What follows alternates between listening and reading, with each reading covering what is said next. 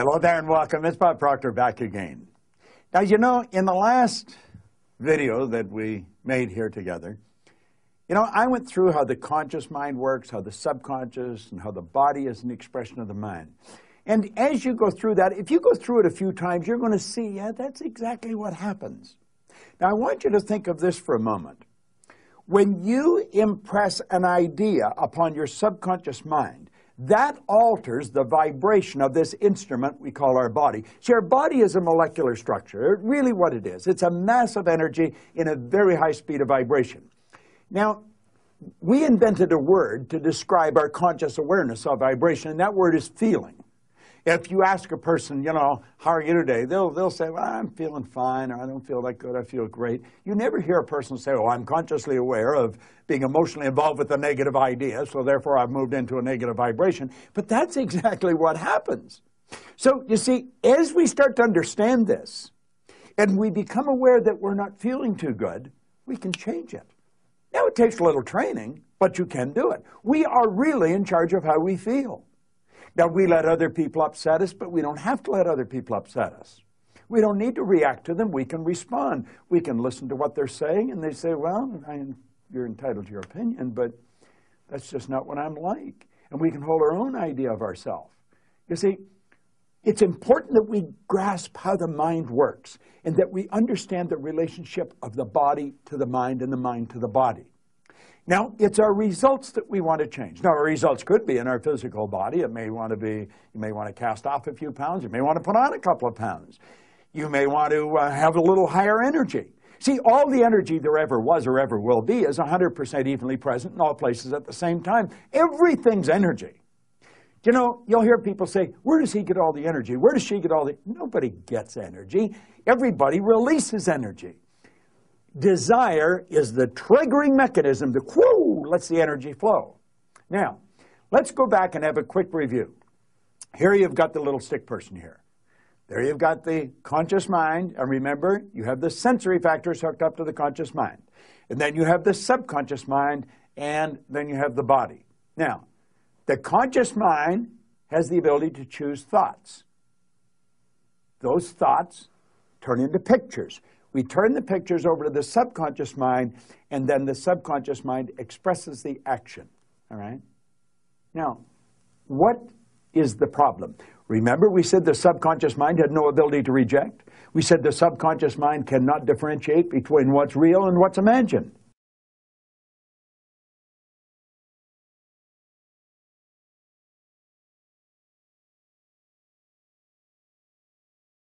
How did we arrive on the scene?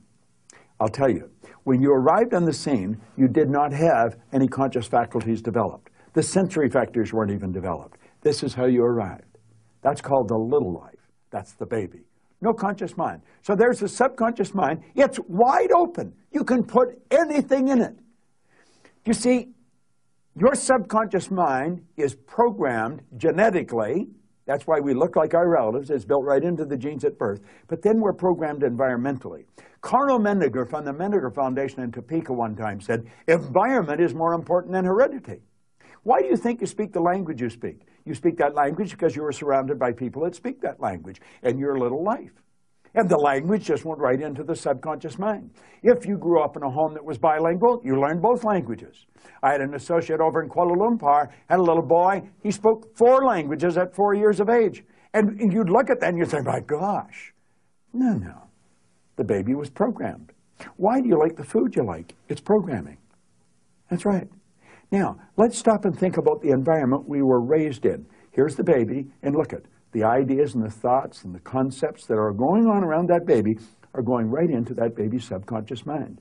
Now, through repetition, over and over and over again, and remember, the baby's getting it all day, all week, every week, all month, every month, all year, and this goes on for 4 or 5 years. And the baby reaches the age of 4 or 5 where they can start to think that baby's programmed. That baby is programmed to think like the people it had been surrounded by. If the people that surrounded that baby had gone right through school, the baby will probably grow up and go right through school. If the people that were surrounding that baby always lived in hard times, never had any money, always in debt, That's probably how that baby's going to grow up. Now, this is bizarre, but this is how it happens. It's how it happens for me. I was raised during a depression. We didn't have any money. There was always talk about no money. You should be satisfied with what you've got. Well, that's not true. You should never be satisfied with what you've got. You should be happy with what you've got. Dissatisfaction is actually a creative state. So here we have now a baby that has been programmed. Now, let's take and think for a moment. What happens when that baby starts to think for itself? Now think of this. The paradigm controls the vibration controls the action which produces the result. Now here we go. Here you got the baby with the paradigm, and the conscious faculties have developed. They have the ability to think. There's a power flowing into them. What are they going to think? They're going to think thoughts that are in harmony with that paradigm. That's right. We've been raised to believe you go to work to earn money. Do you know that working is the very worst way to earn money? That's right. You should go to work for satisfaction, not for money. You provide service for money. You can earn money while you're sleeping. In fact, we have programs where we teach people to actually earn more money while they're sleeping than they'll ever need to use while they're awake. You say, well, that's a pipe dream. No, no. That's a paradigm that causes you to think that's a pipe dream. There's people doing that that are nowhere near as bright as you. But here we are now. We've got the person. They've been programmed in their little life genetically and environmentally. That paradigm is nothing but a multitude of habits. A habit is an idea that's been programmed into the subconscious mind over and over and over again.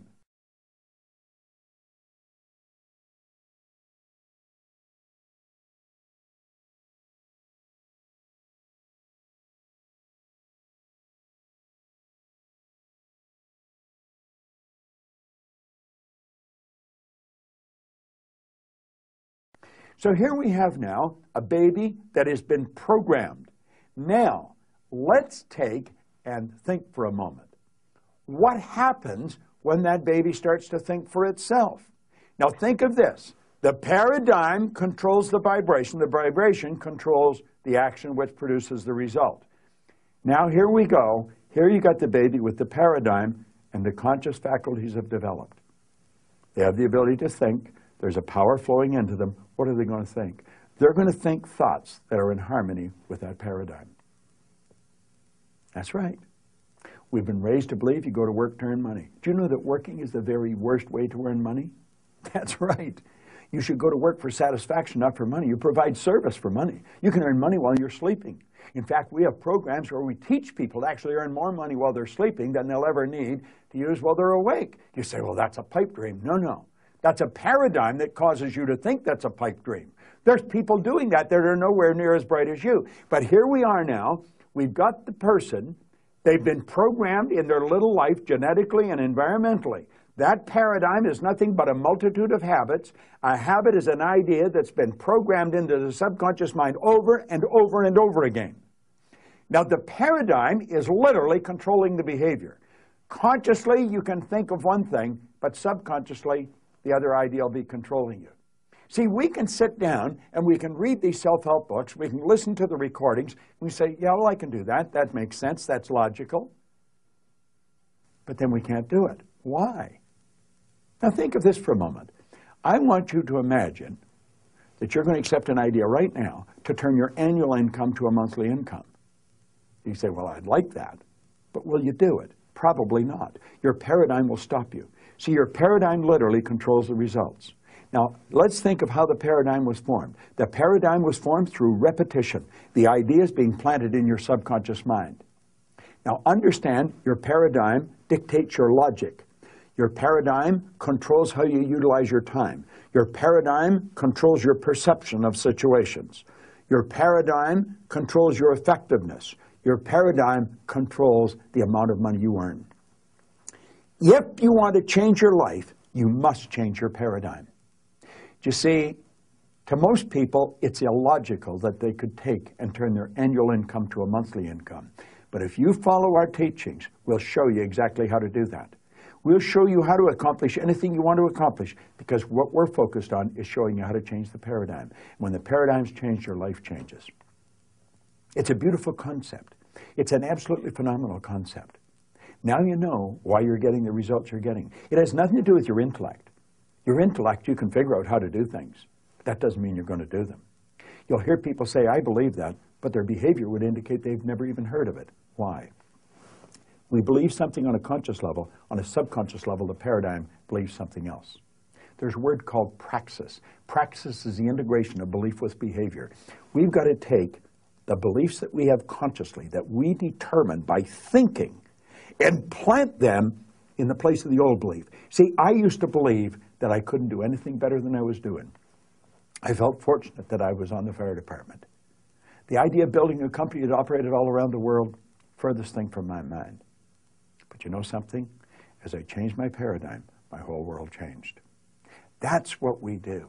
That's what it's all about. You've got to change your paradigm if you want to change your life. Now, you can study all you want. If you don't gain an understanding how to alter that program, and that's what the paradigm is, it's a program. It's a multitude of concepts that are fixed in your subconscious mind that literally control your behavior. It's a beautiful concept to understand. It's a terrible one if you don't understand it, because it literally controls your life. Why do you think most people go right through their life and keep getting the same results year after year after year? Well, it's just the way it is, and they don't know. We should be taught this in school, but we're not. How is the paradigm formed? Through the repetition of information. How's the paradigm changed? Repetition of information. Now, let's suppose you're having a difficult time with money. You find that you got more going out than coming in. You've got to change your concept about money. How do you do that? Through the repetition of an idea. That's where affirmations comes in. I'll give you one that I've been using for years. I am so happy and grateful now that money comes to me in increasing quantities through multiple sources on a continuous basis. I am so happy and grateful now that money comes to me in increasing quantities through multiple sources on a continuous basis. You don't just say that once or twice. You've got to repeat that maybe 1,000 times a day, every day for maybe 90 days. And you'll start to change your whole concept about money. Wealthy people all have multiple sources of income. Now, I'm going to tell you what happened to me. I drove around with a battery-operated record player and a long-playing record. And I played it over and over again every day for probably a couple of years. This was so totally illogical. It was behavior. Everybody thought I was losing it. And I'm reading the same book every day, Think and Grow Rich. As a matter of fact, I'm still reading the same book. And it was the repetition of Earl Nightingale's information and the book that changed the paradigm. I didn't know what I was doing. I didn't understand what I was doing, but I did it. Do you know, I had a man come up to me in the Waldorf Hotel in New York, the Waldorf Astoria, at the end of a 3-day program, and he said, Bob, I really want to thank you for what you've just given to me. He said, for the first time in my life, I've understood how I accomplished what I did. I said, what did you do?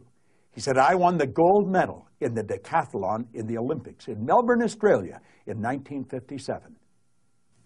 That's right. Milt Campbell. And he said, I never understood how I did it. He said, the next time you run a seminar, I want to bring my boys. And he did. Milt and I became great friends. In fact, Milt has a key to our house. He can come stay there anytime he wants. I live in Toronto. He's in New Jersey. But here was the top athlete in the world, a very best athlete in the world. He didn't understand how he got there. Most people that are very accomplished cannot tell you why they are. That's why they are. They've rewritten the program. They changed the paradigm. They might not have understood how they did it, but they did it. That's what our company is all about. We teach people how to change paradigms. I want to thank you for watching this.